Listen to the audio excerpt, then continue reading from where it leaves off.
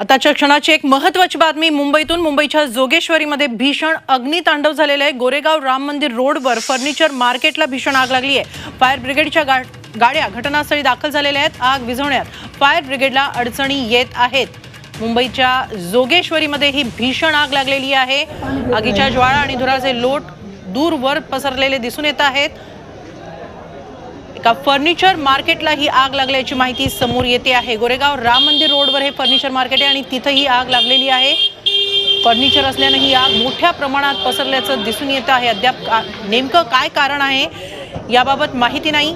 Fire ब्रिगेडच्या गाड्या घटनास्थळी दाखल झालेल्या आहेत, मात्र ही आग विझवण्यात फायर ब्रिगेडला अडचणी येताना दिसतायत। मोठ्या प्रमाणात गर्दीही जमलेली आहे। राम मंदिर रोडवर हे फर्निचर मार्केट आहे, तिथं या फर्निचर मार्केटला ही भीषण आग लागलेली आहे।